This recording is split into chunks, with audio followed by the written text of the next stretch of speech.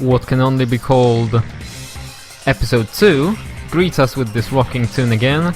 This is Gunhound. We're gonna go escort a tanker on this mission, making its way through a river. This one is a much more basic mission compared to the previous one. It's definitely lighter on the platforming elements up to its boss. There is more focus this time around at the timing and watching your radar on the bottom of the screen.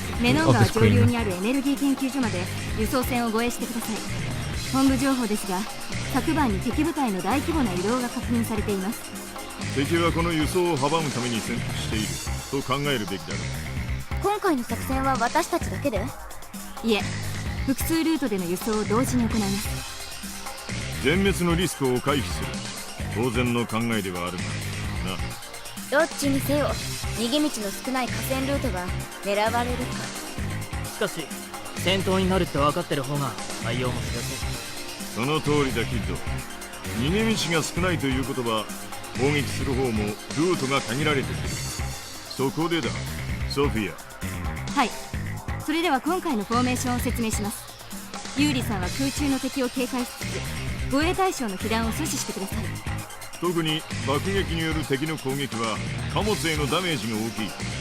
常時レーダーに気を払いながら上空勢力を監視し、それらが射程内に入ったら即時にツインライフルで迎撃しろ。了解。キッドさんは護衛対象後方から広範囲索敵、特に水中の索敵を。また後方、しかも水中かよ。お前の機装の特徴は何だ？機密性の高い全環境対応型。I just want to point out that Sergeant Kid is pissed off at not being able of getting wet. Literally. ところで基礎兵器って泳げるの？もし泳げないなら浮き輪でもつけていけばいいんじゃない？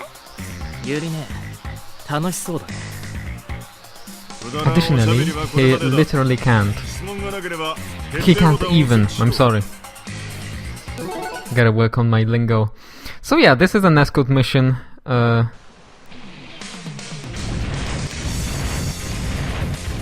If not for this awesome soundtrack, it would be very boring.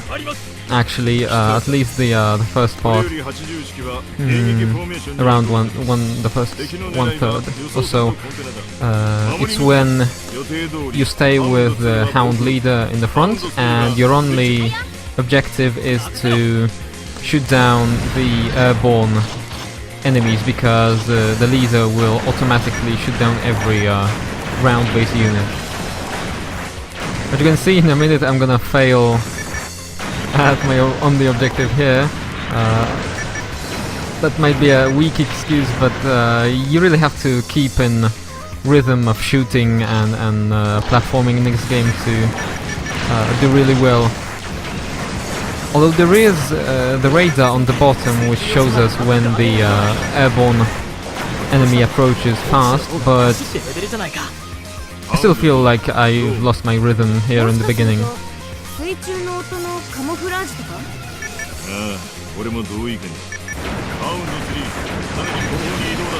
See, there's the second rocket I've let hit my tanker.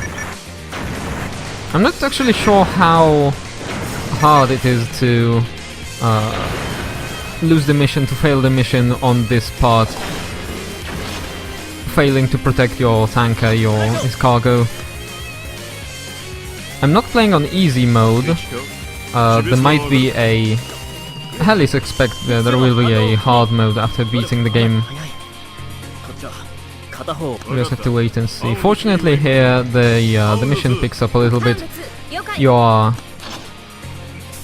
soon... There we go, we are left to dispatch any enemy in the front and also approaching from the back, which is a nice change of pace, and not only the overall pace of the level picks up here, there is a little bit of a shift in the enemy spawn or appearance on the screen timing. The timing changes. What I mean by that is the enemies appear well before you have dispatched the last wave of enemies here, which is a nice touch. I really enjoy that in, for example, in Darksiders 2. There's this nice feeling of something approaching. I gotta get ready to it. As we can see, something approaches from the left, and just before it approaches, I will have to deal with these two guys here. It's a very nice change to your expectations, very nice surprise, just on a very basic game level.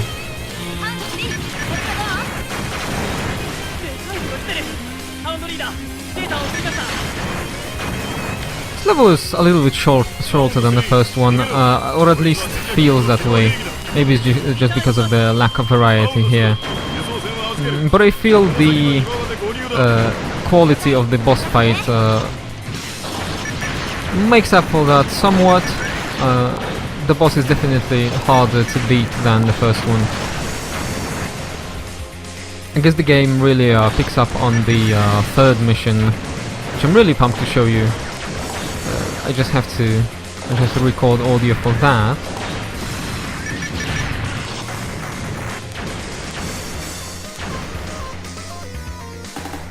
So here we prepare for the boss of this level.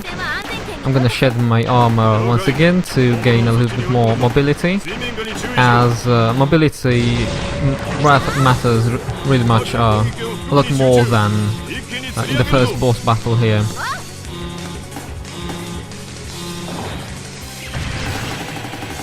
I'm pretty sure I took a very cautious approach to it, maybe because I'm not good enough to finish off this boss rather quickly.